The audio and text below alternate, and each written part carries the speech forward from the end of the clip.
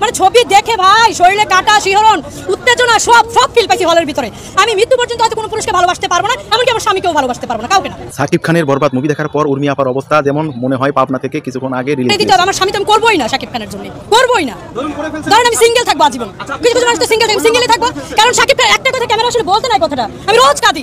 সাকিব খান অপু বিশ্বাস এবং বুবলিকে যেভাবে বুকের মাঝে একটু জায়গা দিয়েছিল সেই জায়গাটা একে একটু দেওয়া উচিত ছিল। সাকিব খান আমাকে স্বপ্নে কাঁদায়, সাকিব খানকে আমি ভালোবাসি। সাকিব খান যেখানে উর্মি বিশ্বাস সেখানে। সাকিব খানকে কবে আমি কাছে পাবো, কবে তার পুরো ভিডিওটি দেখুন এবং মজা নিন। কি বলে এই ভক্ত বরবাদ মুভি দেখার পর তার মাথা কি হয়ে গেছে, মনে হয় সব শেষ হয়ে গেছে। মনে হয় তাকে এখনই পাবনা পাগলাগারোতে পাঠানো উচিত। আপনারা কি বলেন কমেন্টে বলে যান। Shakib Khan I love you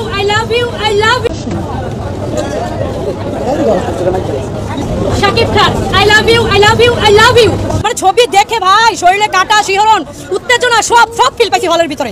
আমি মৃত্যু পর্যন্ত হয়তো কোনো পুরুষকে ভালোবাসতে পারবো না, এমনকি আমার স্বামীকেও ভালোবাসতে পারবো না, কাউকে না। আমার স্বামীকে ছেড়ে দিতে হবে, আমার স্বামী তো আমি করবোই না সাকিব খানের জন্য, করবোই না।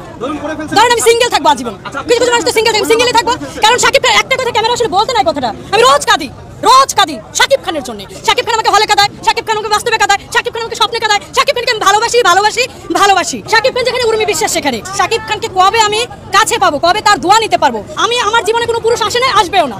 আমার জীবনে যদি কেউ আসেও সেটাও তাকেও বলবো তুমি সাকিব খানকে ভালোবাসো, তুমি মাঝামাঝি থাকো। এই আমি সাকিব খানকে সর্বপ্রথম ফ্যান্টাসি কিংডম এরিয়াতে দেখি আমার এলাকাতে, তখন আমি ছোট্ট দেখি ফ্রক পরে যাই, সেদিন আমি প্রথম কেঁদে বের হই। তাকে সামনে পেলে সে যদি বলে বসে থাকো বসবো, তার জন্য আমি জীবন দিতে পারি। কারণ এই পৃথিবীতে এখন এটা অনেকে বললে হয়তো বলবে আবেগ ইমোশনাল, তা না। এই পৃথিবীতে আমি একটা মানুষকে একটা পুরুষকেই ভালোবাসি।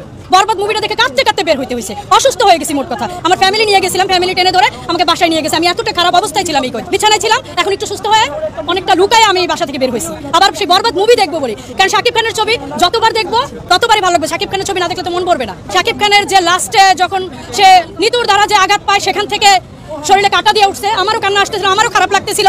সাকিব খানের যে লুকটা ট্যাটু পায়ে যখন বের হয়ে যাচ্ছিল, যে এই জিল্লু মাল দে, এই জিল্লু হেলিকপ্টার মানে খবর দে, ওই টাইমটা থেকে এতটা খারাপ লাগা শুরু হয়েছে। লাস্টে গিয়ে যে ছবিতে এইরকম একটা টুইস্ট বের হবে সেটা ভাবতেও পারিনি, যে বরবাদ মুভিতে লাস্টে আমার হিরো সেই সাকিব খান গিয়ে লাস্টে এইরকম একটা সিন আসবে। কারণ আমার কলেজের হিরো সাকিব খান বলে কথা, global superstar megastar Shakib Khan বলে কথা, ঠিক আছে। এমনকি আমি সাকিব খানের মুভিতে কাজও করেছি, একটা সিনে আমি কাজও করেছি। ছবিটা তৈরি হয়েছিল 2019 সালে। মনের মতো মানুষ পাইলাম না মুভি, আমার হাত থেকে ল্যাপটপটা নেই, কি কপাল। অথচ সেদিন আমি তার দাঁড়ে করছি, তার মেকআপ রুমের সামনে আমি দাঁড়াইছিলাম। সাকিব খান আমাকে দেখছে, তার মেকআপ ম্যান আমাকে দেখছে, সবাই আমাকে দেখছে, কিন্তু লোকজনের ভিড়ে আমি বলেই উঠতে পারিনি যে তার সাথে আমি একটা সেলফি তুলবো, কথা বলবো, বলেই উঠতে পারিনি। সাকিব খানকে আমি পর্যন্ত 22 বার দেখছি। সাকিব খানের পিছনে আমি হাঁটছি সারাক্ষণ, সাকিব খান হাঁটতেছে আমি হাঁটতেছি, হাত ঘেসে গেছে, পা ঘেসে গেছে, এমন হয়েছে 22 বারই এমন হয়েছে।